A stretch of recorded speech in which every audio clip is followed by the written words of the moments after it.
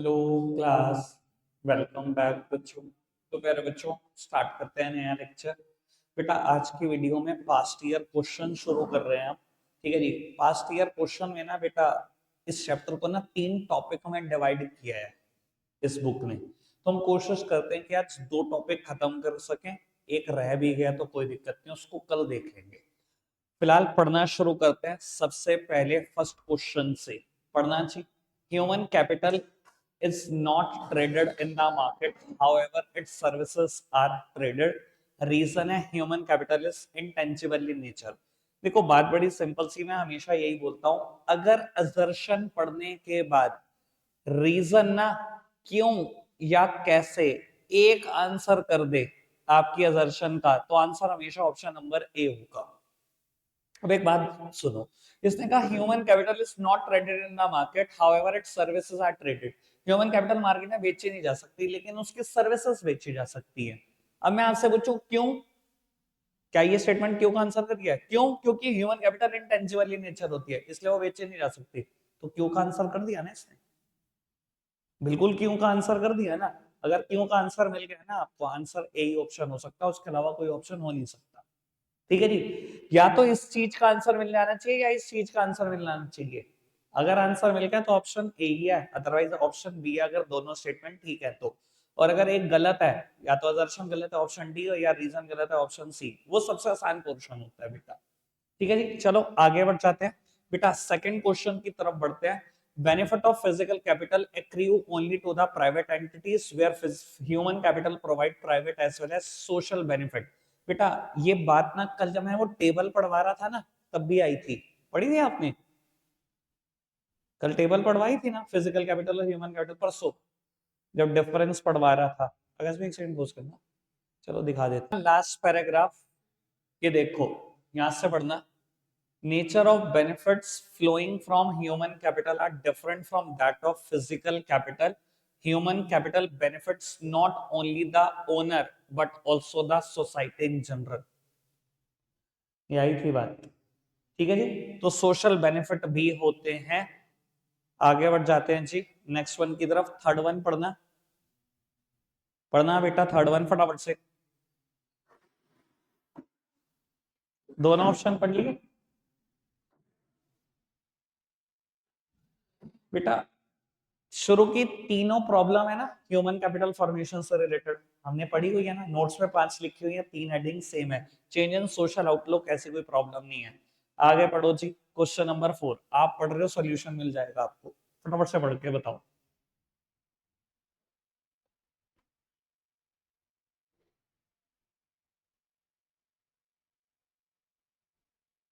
ठीक है, आगे बढ़ जाए।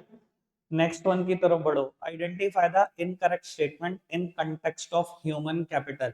Human capital is intangible in nature, ये तो करेक्ट बात है। Human capital is perfectly mobile, यही इनकरेक्ट है भैया। परफेक्टली मोबाइल तो नहीं होती, जहां मर्जी मूव करा लो ह्यूमन कैपिटल को, ऐसे कोई देश जाने भी नहीं देगा भैया। Assertion human capital formation is a flow concept, बिल्कुल ट्रू। क्यों ट्रू? ह्यूमन कैपिटल फॉर्मेशन क्या थी? Human capital formation refers to the addition of stock of human capital over a period of time. Introduction में देख लेना, notes में लिखा हुआ है, 5-6 पॉइंट लिखे हुए हैं इस चैप्टर के इंट्रोडक्शन में, मैंने सेम बात लिखी हुई है। तो over a period of time आती है फ्लो कांसेप्ट। फिर कहता है stock is that variable which is measured at a given point of time. ये स्टेटमेंट ट्रू है, पर ये कोई क्यों का आंसर है? ह्यूमन कैपिटल क्यों फ्लो कांसेप्ट है, इसका आंसर करा इसने। इस बात का तो आंसर नहीं है, दोनों स्टेटमेंट ठीक होती है, ऑप्शन बी है मेरे पास। आगे बढ़ जाओ जी, 7th वन, ये आप पढ़ रहे हो बेटा, परसों ही समझाया मैंने अभी इसको। ठीक, वैक्सीनेशन प्रिवेंटिव मेडिसिन है। ठीक है जी, आगे बढ़ जाओ। 8th one, human capital treats human being as a means to an end end end being increase in GDP. ये मेरे नोट्स की भी स्टेटमेंट है और यहाँ पर भी यही स्टेटमेंट है, ये तो स्टेटमेंट ट्रू है। Human capital formation decreased by way of investment in education and health. नहीं यार, एजुकेशन और हेल्थ में इन्वेस्टमेंट करोगे तो ह्यूमन कैपिटल ज्यादा फॉर्म होगी, गिरेगी नहीं बल्कि। तो ये फॉल्स है, assertion is true, reason is false, answer C option हो सकता है। आगे बढ़ जाओ जी 9th वन की तरफ, आप पढ़ रहे हो, ये तो मजाक क्वेश्चन। 9th क्वेश्चन, पढ़ना।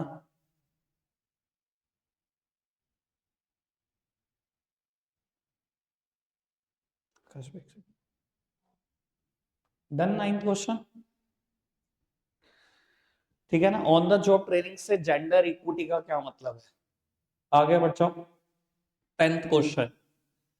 बेटा मुझे मैच करने हैं कॉलम 1 और कॉलम 2 को, पढ़ते हैं जी। माइग्रेशन, माइग्रेशन का मतलब ऐसे ब्रेन ड्रेन से ही है।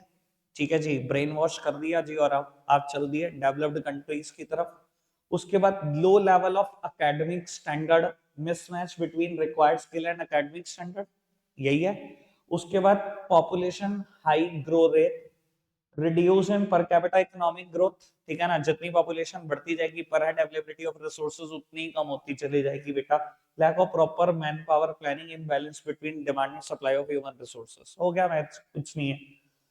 11th one, according to you why do people migrate?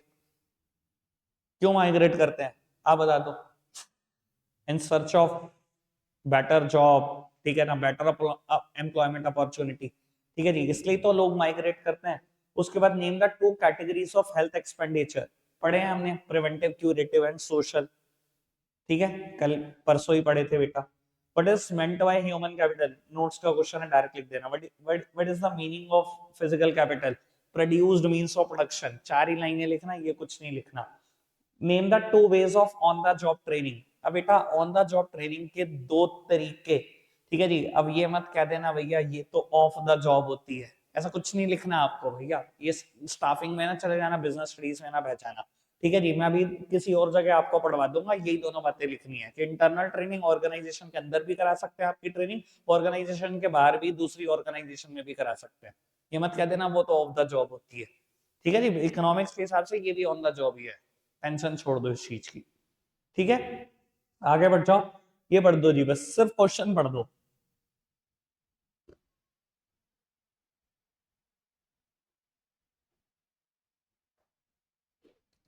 कुल मिला के क्वेश्चन सिर्फ यही है, ऑन द जॉब ट्रेनिंग का इंपैक्ट क्या पड़ता है ह्यूमन कैपिटल फॉर्मेशन पर।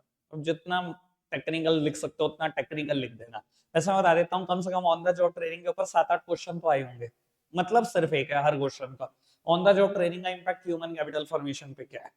ठीक है जी, बाबू ह्यूमन कैपिटल फॉर्म होती है अच्छी, ज्यादा स्किल मिल जाते हैं, ग्रेटर प्रोडक्टिविटी होती है, नई मशीन के कैपेबल हो जाते हो।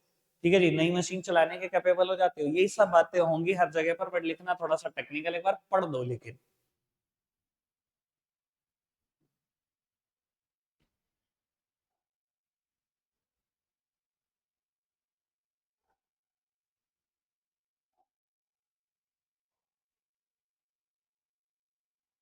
ठीक है, 5 पॉइंट बना लो बुलेट, बहुत है। ठीक है ना जी, उन्हीं को 10 में कन्वर्ट करके लिख के आना बस। तो जब भी आए ऑन द जॉब ट्रेनिंग, हंस रहा बताओ भाई, यही तो बावला बनाना आना चाहिए। ठीक है जी, कितना रटेगा पुत्र। आगे बढ़ जाओ। Meaning of human capital formation with example मैंने काट दिया, डायरेक्ट क्वेश्चन है, नोट से कर लेना। Why on the job training is given to worker, वही दोबारा, नई टेक्नोलॉजी को अच्छे से अडॉप्ट कर पाओ, प्रोडक्टिव कैपेसिटी हो आपकी, इस सब के लिए ऑन द जॉब ट्रेनिंग दी जाती है। 2 तरीके से दी जाती है, ये पढ़ना, वही इंटरनल और एक्सटर्नल वाली बात लिखी हुई है। मैंने कहा था मैं किसी और क्वेश्चन में पढ़वा दूंगा, पढ़ लो यहाँ पर। ठीक, बढ़ जाएं आगे।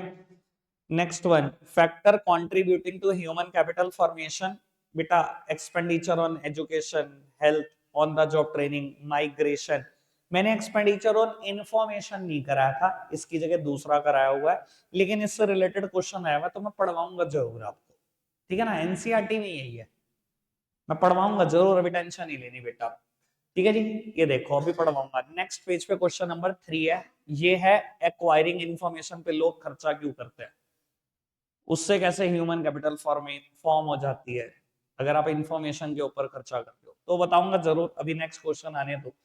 लो ये पढ़ दो, expenditure on the job training is an important means of human capital formation, valid reason बता दो। वही क्वेश्चन दोबारा आ गया, मैंने कहा था ना ऑन द जॉब ट्रेनिंग पे 7-8 क्वेश्चन आए हुए हैं। अब यहाँ पर भी इन्होंने कुछ ऐसा ऐसा ही मैटर लिखा हुआ है, पढ़ दो लेकिन एक बार, अब मुझे तो 5 पॉइंट चाहिए।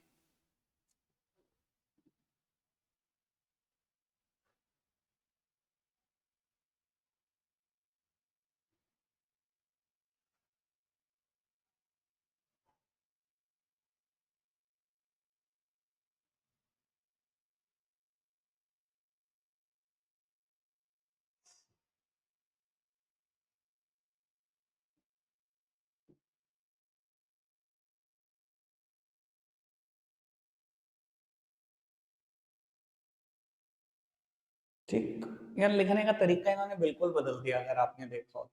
कुछ भी कॉपी नहीं किया पिछले क्वेश्चन से, और है क्वेश्चन कॉपीड। ठीक है जी, तो आप देख लेना भैया कैसे लिखना है। कहता है ट्रू और फॉल्स है बेटा, रीजन के साथ बतानी है। Rising population is not the cause of quality of human capital formation. False बेटा।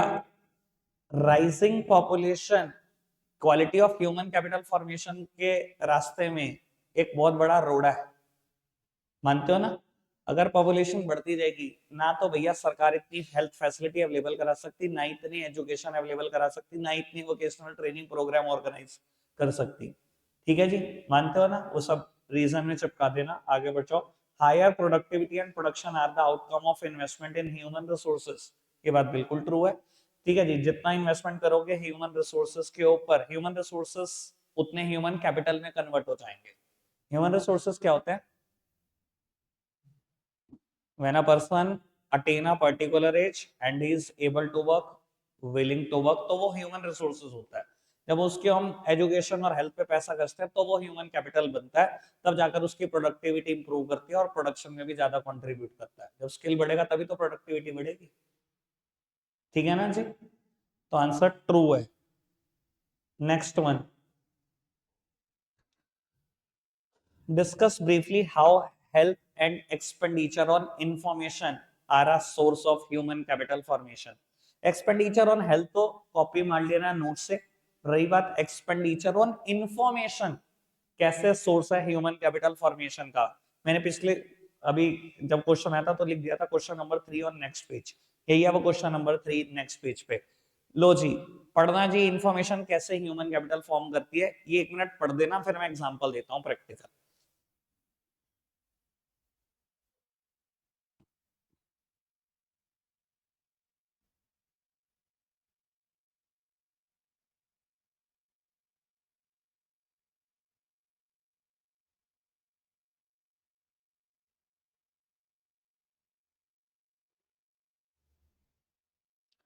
देखो बेटा, बात बड़ी सिंपल सी ये है कि ना हम ना लेबर मार्केट की इंफॉर्मेशन के लिए भी पैसा बहुत खर्चते हैं। ठीक है ना जी, एजुकेशन के लिए भी पैसा बहुत खर्चते हैं, हेल्थ के लिए भी पैसा बहुत खर्चते हैं, इनकी जानकारियों में ही बहुत पैसा खर्च कर देते हैं। अभी आप ऐसा भी देख रहे होंगे कि 12th क्लास में आपके दोस्त यार है कहीं ना कहीं से करियर काउंसलिंग प्रोग्राम लेकर आते हैं। ठीक है जी, आधे घंटे का पौने घंटे का इन्होंने करियर काउंसलिंग सेशन लिया और पे कराए 5,000 रुपए। और को लगे यार पागल है, 5,000 रुपया करा है। देखो बेटा, बात बड़ी सिंपल सी है, अगर आपको जानकारी नहीं है इन चीजों की तो आप एक गलत इंस्टीट्यूशन में एडमिशन ले सकते हो। गलत इंस्टीट्यूशन में एडमिशन लोगे, बहुत ज्यादा स्किल नहीं आएंगे और आखिरी में बेटा आपके अर्निंग पोटेंशियल गिरे रह जाएंगे। लोग इसलिए बेटा इतना सारा पैसा इंफॉर्मेशन पे खर्च कर देते हैं क्योंकि वो ये चाहते हैं कि फ्यूचर में उनका अर्निंग पोटेंशियल बढ़िया रहे। अगर आप ढंग से करियर काउंसलिंग सेशन लोगे, एक ठीक अमाउंट अगर आपका पैसा खर्च हो भी गया कोई प्रॉब्लम नहीं है। ढंग के कॉलेजेस पता होंगे, ये भी पता होगा कि कब किसका एंट्रेंस टेस्ट निकलने वाला है। ठीक है जी, अगर टाइमली उनके फॉर्म फिल हो जाएंगे, क्लियर कर जाओगे, अच्छे इंस्टीट्यूशन में पहुंच जाओगे, अच्छी जॉब भी लेकर निकलोगे वहां से, तो अर्निंग पोटेंशियल बढ़ेंगे ना आपके, ज्यादा कंट्रीब्यूट कर पाओगे ना देश के जीडीपी में। इसलिए ये भी एक ह्यूमन कैपिटल फॉर्म करने का एक तरीका है। ठीक है ना जी। सेम वे आप देखते हो बेटा, बहुत सारे लोग ना आज की तारीख में जॉब की तलाश में अलग अलग पोर्टल पर रजिस्टर करते हैं। जैसे कि हम बिजनेस स्टडीज में भी थोड़ी बहुत इसकी बात पढ़ते हैं, jobstreet.com, monster.com, naukri.com। ठीक है जी, या अलग अलग जगह पर बेटा रिज्यूमे डालते हैं। ठीक है जी, हम इन सब इंफॉर्मेशन में भी काफी पैसे खर्च कर देते हैं, हमें कोई बता दे कि कहाँ नौकरी निकल रही है। ठीक है जी, आज की तारीख में व्हाट्सएप पे बड़े सारे पेड ग्रुप भी ऐसे। ठीक है जी, जो पैसे लेते हैं आपको बताते हैं यहाँ नौकरी निकल रही है जी, आप वहां जाकर अप्लाई करो। लोग इसके लिए भी पैसा खर्च कर देते हैं ताकि बेटा वो सही जगह पर पहुंच पाए, ज्यादा कमा पाए। ठीक है ना जी, बात समझ में आती है? आगे बढ़ जाए, चलो जी। नेक्स्ट वन की तरफ बात करते हैं। मैंने यहाँ पर लिखा गुड क्वेश्चन, ये बहुत काम की बात होगी। अगर इसका आंसर ऐसे ही लिखा गया जैसे इन्होंने लिखा है तो बेटा मचा जाएगा। कहता है why does a skilled worker like a software professional generate more income than an unskilled worker. आपको क्यों लगता है बेटा स्किल्ड वर्कर जो होते हैं वो ज्यादा इनकम जनरेट करते हैं अनस्किल्ड वर्कर के कंपैरिजन में? बेटा पहली बात तो वही एनसीईआरटी की कॉपी। बेटा स्किल्ड वर्कर के पास क्यों ज्यादा इनकम जनरेट करते हैं? लेबर स्किल्स ज्यादा होते हैं। लेबर स्किल ज्यादा होते हैं, प्रोडक्टिविटी भी ज्यादा होती है स्किल्ड वर्कर के पास। एक अनस्किल्ड वर्कर के पास बेटा लेबर स्किल उतने ज्यादा नहीं है, इसलिए वो ज्यादा कमा भी नहीं पाता, उतना प्रोडक्टिव काम भी नहीं कर पाता। अब बात बड़ी सिंपल सी है बेटा, वो आपकी ऑर्गेनाइजेशन में कोई स्किल्ड पर्सन है, लेट्स सपोज की बात करते हैं यही सॉफ्टवेयर प्रोफेशनल है, ठीक है जी, वो इसको रिप्लेस करना आसान होगा? मान लो जब ये आया तो फ्रेशर था, आपके यहाँ 10 साल हो गए इसको लगातार, 6 महीने इसने काम सीखा, 9.5 साल से काम कर रहा है, ठीक है जी, अगर ये जॉब छोड़ कर गया, इसकी रिप्लेसमेंट ढूंढना आसान है मुश्किल? मुश्किल है। एक नया बंदा आएगा, बहुत टाइम लेगा सेटल होने में, उसके बराबर पहुंचने में और ज्यादा टाइम लेगा।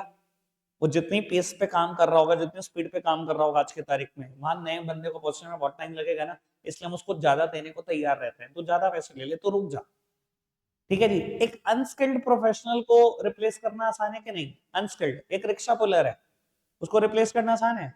तो नहीं चलेगा, दूसरा चलेगा, दूसरा नहीं चलेगा, तीसरा चलेगा, उसको रिप्लेस करना कितना आसान है ना, इसलिए हम कोई बहुत ज्यादा पे करते हैं क्योंकि उसको रिप्लेस करना आसान है। ध्यान रखना, इसीलिए स्किल्ड लोग ज्यादा कमाते हैं, क्योंकि उनकी रिप्लेसमेंट ढूंढना आसान नहीं होता, किसी भी ऑर्गेनाइजेशन के लिए आसान नहीं होता। क्लियर है बात? समझ में आती है बात? आगे बढ़ जाए। मेरे ऑफिस से एक स्टाफ गया, मैंने जब वो जा रहा था तो मैंने उसको डबल ट्रिपल सैलरी ऑफर कर दी जिस सैलरी पे वो जा रहा था। मैंने कहा रुक जा, तू डबल ले ले, ट्रिपल ले ले, क्योंकि जिस दिन से मेरा ऑफिस खुला तब से मेरे साथ था, तब से, ठीक है जी। उसने मेरे पास काम सीखा 2 साल और उसके बाद 8 साल जॉब की है। अगर मैं सोचूं भी ना कि मैं बाहर से उसकी रिप्लेसमेंट ढूंढ लाऊंगा, ठीक है जी, अगर उसके जितना काम करने वाला भी ले आऊंगा ना, तो भी 1 साल उसको समझने में लग जाएगा मेरे पास जो क्लाइंट है उनका नेचर ऑफ वर्क कैसा है, उनकी अकाउंटिंग कैसे होती है, उनके रिटर्न कैसे फाइल होती है, मेरे वर्क एथिक्स वर्क कल्चर को समझने में उसको इतना टाइम लग जाएगा, ठीक है ना जी। इसलिए बेटा स्किल्ड पर्सन हमेशा ज्यादा कमाता है अनस्किल्ड के कंपैरिजन में। बात क्लियर है? अच्छे समझ में आई? आगे बढ़ जाते हैं जी बेटा। Two sources of human capital formation, ठीक है जी, वो लिखा ही जाएगा। बहुत ही तगड़ा क्वेश्चन, बहुत ही मजेदार क्वेश्चन। लो जी पढ़ते हैं बेटा। डेटा को हम थोड़ा सा अवॉइड करेंगे क्योंकि अगर हमें डेटा नहीं पता कोई दिक्कत नहीं है, हम रट नहीं सकते नए नए डेटा। कहता है in spite of increase in public health expenditure, Indian health system is an ailing system in itself. बेटा चाहे आप खर्चा बढ़ाते जा रहे हो हेल्थ एक्सपेंडिचर में, लेकिन आज भी हमारा जो हेल्थ सिस्टम है पहले वही अनहेल्दी है। We are having a unhealthy health system, हमारा हेल्थ सिस्टम खुद ही अनहेल्दी, हमें प्रूव करना है ये, ठीक है जी। 3 मार्क क्वेश्चन है, मतलब इससे बढ़िया तो क्वेश्चन लगा ही नहीं अभी तक कोई, जितने भी पढ़ दिए, ठीक है जी। 3 बातें से प्रूव करना है। सबसे पहली बात तो यही लिखना बेटा, लो गवर्नमेंट एक्सपेंडिचर, गवर्नमेंट जीडीपी का कितना परसेंट एक्सपेंड करी है? 4.13%, जबकि एजुकेशन कमीशन ने कब बोला था 6% खर्चने को? 50 साल, 50 साल पहले बोला था कि 6% खर्च दो, 50 से भी काफी ज्यादा हो गए, 60 साल हो गए, 60 साल पहले बोला था जी खर्च दो 6%, गवर्नमेंट आज तक नहीं पहुंची बेटा। इस वजह से एक तो हमारा सिस्टम हिला पड़ा है। आगे बढ़ जाओ जी। उसके अलावा बाबू ये बहुत बड़ी प्रॉब्लम, रूरल अर्बन डिवाइड। बाबू इतनी सारी पॉपुलेशन रूरल एरिया में रहती है, लेकिन देश के बस 20% हॉस्पिटल्स रूरल एरिया में है, और कई जगह पर बेसिक फैसिलिटी भी नहीं है, बेसिक फैसिलिटी नहीं है, अल्ट्रासाउंड मशीन नहीं मिलेगी पूरे पूरे गांव में, ठीक है जी। जो बेसिक हेल्थ फैसिलिटी है उसकी भी बहुत कमी है, ठीक है जी। तीसरी बात बेटा, बहुत सारी जो वुमेन्स हैं इंडिया में उनमें आयरन डेफिशिएंसी है, ऐसा बोला जाता है बेटा, शायद 60-70% वुमेन है जिनमें आयरन डेफिशिएंसी है, ठीक है जी, और कोई पेन लेने को तैयार नहीं, ठीक है बाबू। स्टैट्स इन्होंने भारी भरकम लिखे हुए हैं, मैं नहीं चाहता कि आप रट लो इनको, नहीं रटा भी नहीं जा सकता। क्लियर है जी बात? आगे बढ़ जाए। तो उसके बाद नेक्स्ट क्वेश्चन, फिजिकल कैपिटल और ह्यूमन कैपिटल का डिफरेंस नोट्स में पढ़ाई है हमने, ठीक है जी। वो 5 बेसिस पे कल डिफरेंस पढ़ा था, 5 बेसिस पे। 6th बेसिस का ना आज यूज कर देना, जो मैंने अभी आपको एनसीईआरटी से पढ़ाया था कि फिजिकल कैपिटल के बेनिफिट सिर्फ प्राइवेट है, लेकिन ह्यूमन कैपिटल के benefit private as well as social है। 6 नंबर में आया हुआ है, तो 6 के हिसाब से तैयार हो जाएगा। ठीक है, आगे बढ़ते। चलो जी, next one, source of human capital बिल्कुल नहीं पढ़ना। और इसी के साथ हमारा टॉपिक नंबर 1 खत्म हो गया। टॉपिक नंबर 2 पढ़ते हैं जी। बाबू एक काम करना फटाफट से, आप 5 क्वेश्चन पढ़ दो, कोई प्रॉब्लम है तो मैं देखता हूं। 5 क्वेश्चन पढ़ दो फटाफट से।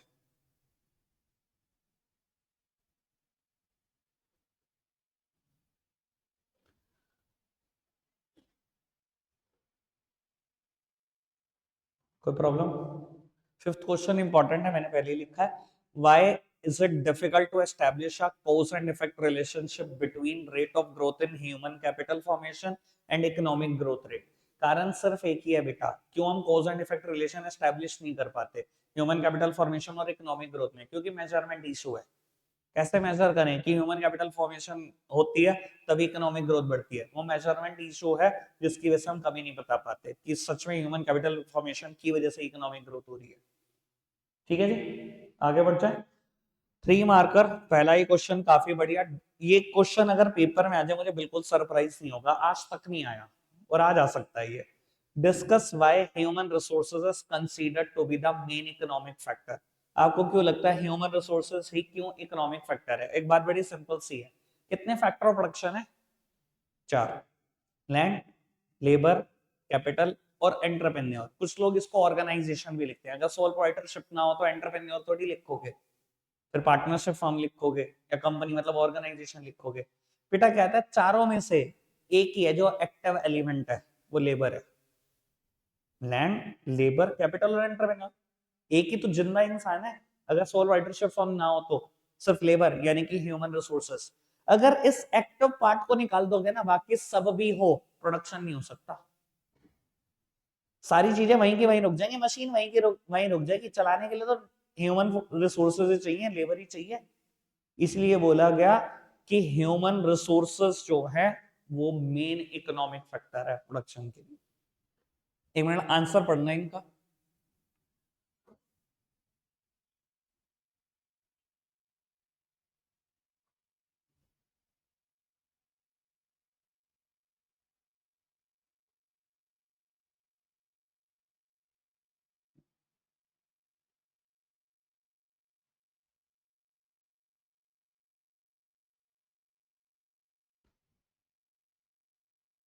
ठीक,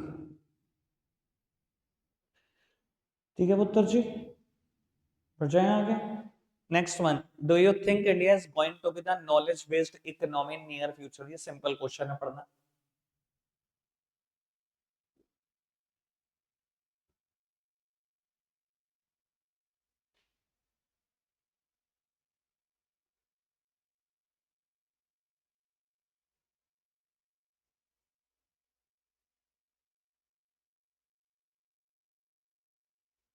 ठीक, बस इतना ही है, आगे कुछ? आगे बढ़ जाओ। Human capital and human development are one and the same thing. False. Human capital और ह्यूमन डेवलपमेंट एक है, कल पढ़ा था ये तो हमने। तो एक नहीं है भाई, पता है ना, डिफरेंस भी पता है ना। ये क्या कहता है, ह्यूमन कैपिटल क्या कहता है? एजुकेशन और हेल्थ एक मीन्स है, जीडीपी बढ़ा सकते हैं हम इससे। और ये कहता है एजुकेशन और हेल्थ इंटीग्रल है, ये तो वेल ह्यूमन बीइंग को चाहिए ही चाहिए। ठीक है जी, ह्यूमन वेल बीइंग के लिए चाहिए ही चाहिए, सॉरी। ठीक है जी, और ये क्या कहता है? Human is a means to reach an end end the end being increase in GDP. Human being को इसने एक मींस बता दिया था, और ये कहता है human beings are end in themselves. कहां से सिमिलर बातें हैं भैया? ठीक है ना, ये इकोनॉमिक्स का कंसेप्ट है, सोशल कंसेप्ट है। आगे बढ़ जाओ। India has poor stock of technical man power. ये स्टेटमेंट भी आप फॉल्स के सेंस में ही लिखेंगे। India has a rich stock of technical man power. हमारे पास टेक्निकल मैन पावर बहुत बहुत ही ज्यादा है, एज वेल एज बेटा सस्ती भी है। ठीक है, एक बार ये वाली स्टेटमेंट पढ़ना दोबारा।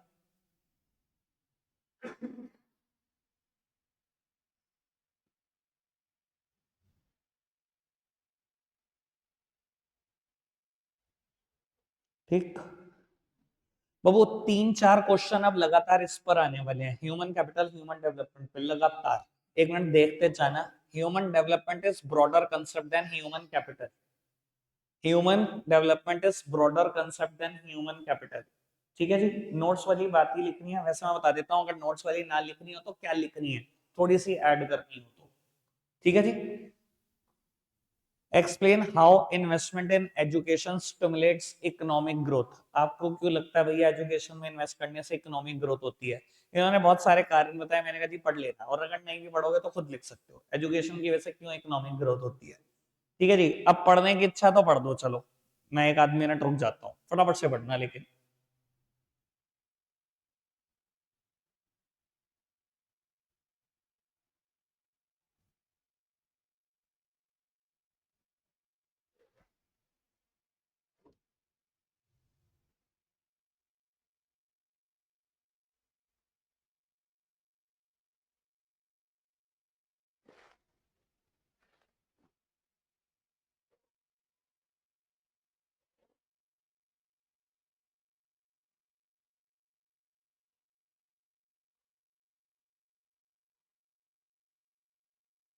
ठीक है,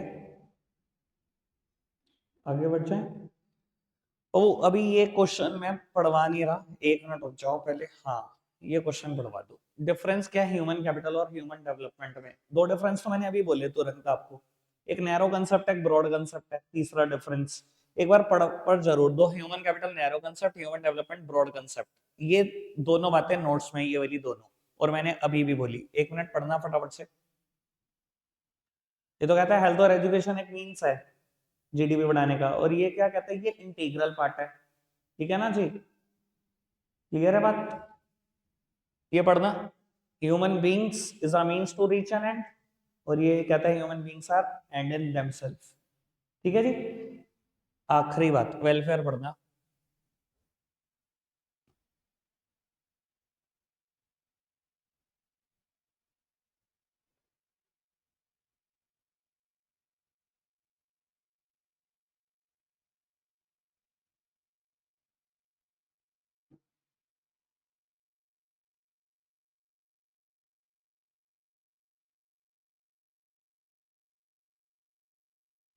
ठीक,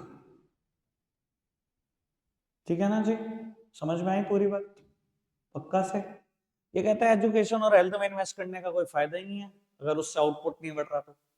ये कहता है एजुकेशन और हेल्थ में इन्वेस्ट करना ही करना है, आउटपुट बढ़ा के क्या करना है, आउटपुट बढ़े कि नहीं बढ़े। भैया हेल्दी रहना सबका राइट है, एजुकेटेड रहना, लिटरेट रहना सबका राइट है। ठीक है, आगे बढ़ जाओ। कौन सी प्रॉब्लम है ह्यूमन कैपिटल फॉर्मेशन के आड़े आती है? पांच प्रॉब्लम नोट्स में लिखी हुई है। ठीक है जी, एक मिनट में देख लो पहले ये खत्म हो गया क्या टॉपिक। यस, खत्म हो गया टॉपिक। अब आखिरी क्वेश्चन जो मुझे पढ़वाना है, बस आज का लास्ट। बहुत प्यारा क्वेश्चन है, कहता है, अब चाहे ये क्वेश्चन पेपर में, चाहे ये क्वेश्चन आए पेपर में, आंसर सेम है। Human capital formation give birth to the innovation, invention and technological improvement. Do you agree with the given statement? Support your answer और trace the relationship between human capital and economic growth. बाबू मैंने कभी 6 marks के हिसाब से बताया नहीं, ठीक है जी, ना नोट्स में 6 मार्क के हिसाब से लिखा हुआ। नोट्स में तो अगर मैं एनसीईआरटी की बात करूं तो एक छोटा सा पैरा है, एक दो नंबर के हिसाब से लिखा हुआ है। एनसीईआरटी में भी डायरेक्ट रिलेशनशिप है वैसे तो ह्यूमन कैपिटल में और इकोनॉमिक ग्रोथ पे। अगर बेटा ह्यूमन कैपिटल बढ़ती है यानी कि लोगों के पास स्किल बढ़ता है, तो बेटा वो ज्यादा ही कंट्रीब्यूट करते हैं जीडीपी में। ये है 1 मार्कर के हिसाब से। पर 6 मार्क में क्वेश्चन आया, और अगला क्वेश्चन भी एक बार पढ़ लो फिर आंसर भी देखेंगे। Explain how does investment in human capital contributes to the growth of economy, यानी कि contributes to the economic growth. मैंने फिर लिख दिया सिमिलर टू प्रीवियस क्वेश्चन, यही क्वेश्चन है, इसका भी आंसर है। अलग अलग नहीं पढ़ना है, यानी कि बस अब मेरे को कुल मिला के ये क्वेश्चन पढ़ना है आज के लिए। ठीक है जी, सर आपको क्यों, क्या लगता है क्या रिलेशन है ह्यूमन कैपिटल और इकोनॉमिक ग्रोथ की, और कैसे ये कंट्रीब्यूट करती है इनोवेशन, इन्वेंशन और टेक्नोलॉजिकल इंप्रूवमेंट में? सबसे पहली बात, higher productivity of physical capital. एक मिनट सामने देखना प्लीज। फिजिकल कैपिटल तो सब समझते हैं, tools, equipment, plant and machinery. अच्छा एक बात बताओ, एक इंसान जिसके पास ज्यादा स्किल है, ह्यूमन कैपिटल का मतलब स्किल ही है, वो ज्यादा अच्छा ऑपरेट कर पाएगा फिजिकल कैपिटल को, या एक अनस्किल्ड आदमी? स्किल्ड आदमी। मैं बड़ा छोटा सा एग्जांपल देता हूँ, ज्यादा दूर नहीं जाते। मैं एक दुकान पर ना फोटो स्टार्ट कराता हूँ, एक बहुत बड़ी स्टेशनरी की दुकान है हमारी सिटी में। ठीक है जी, जिसके बाद मैं फोटो स्टार्ट कराता हूँ, स्पाइरल कराता हूँ या स्कैन कराता हूँ, जो भी मेरे को कराना होता है। ठीक है, तो वो एक आदमी वहां बड़ा स्किल्ड है, वो ऐसे फोटोस्टैट मशीन को हैंडल करता है। मुझे लगता नहीं पूरे शहर में किसी को इतने सारे फीचर चलाने आते होंगे बड़ी मशीन के, जितनी तरीके से वो चलाता है मशीन को। उसी की दुकान पे एक लेबर काम करती है, ठीक है जी। वो बार बार फंस जाता है, कभी स्कैनिंग कर रहा होता है तो फंस जाता है, कभी इंक खत्म हो जाती है तो फंस जाता है, बार बार पूछता है भैया बताना। तो भैया ज्यादा कौन बढ़िया हैंडल करता है फिजिकल कैपिटल को? एक इंसान जो स्किल्ड है वो ज्यादा हैंडल करता है ना, ठीक है जी। उसको समझ में भी आ जाता है क्या चीज कितना टाइम लेगी, डबल काम ट्रिपल काम निकाल देता है। 5 फोटो स्टार्ट लगा के क्या फटाफट बटन दबाया, दुकान पे 2 कस्टमर अटेंड करे, उसे पता 5 फोटो स्टार्ट खत्म होने वाली है, फिर आया इतने में बटन दबा गया। मतलब एक टाइम वेस्ट नहीं होने देता, फिजिकल कैपिटल को बहुत अच्छे से मैनेज करता है, ये मानते हो बात? स्किल्ड आदमी। एक मिनट सर, पहले इतनी सी बात पढ़ना।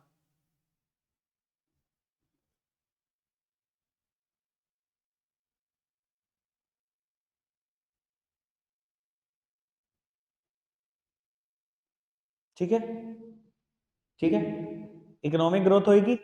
दूसरी बात, हेडिंग काफी बढ़िया, इनोवेटिव स्किल्स। बेटा जब ह्यूमन कैपिटल फॉर्मेशन हो रही है, ज्यादा स्किल आपके अंदर आ रहे हैं, तो आप नए मेथड्स, नए टेक्निक्स निकालोगे और प्रोडक्शन, जिसको हम इनोवेशन बोलते हैं। जब ज्यादा अच्छी टेक्निक निकालोगे प्रोडक्शन की, ज्यादा नए मेथड निकालोगे, तो जो नए मेथड निकालोगे या नई टेक्निक निकालोगे वो पुराने के कंपैरिजन में ज्यादा प्रोडक्टिव होगी, ठीक है ना जी। मैं हमेशा एग्जांपल देता हूँ, मेरे पास ये जो पुराना प्रिंटर है ये 1 मिनट में 14 पेज निकालता है, और आज ये 33 पेज निकालता है। कितना फर्क आ गया? क्यों आया ये फर्क? लोगों के पास ज्यादा स्किल आ गया, उन्होंने ज्यादा इन्वेंशन करी, नए मेथड निकाले प्रोडक्शन के, नई टेक्निक निकाली प्रोडक्शन की। बेटा जब आप ऐसा सोचते हो, इनोवेशन करते हो, तो देश में ज्यादा कंट्रीब्यूशन होता है कि नहीं होता जीडीपी का? ठीक है जी बात, बिल्कुल ठीक है। 1 मिनट मैटर पढ़ना।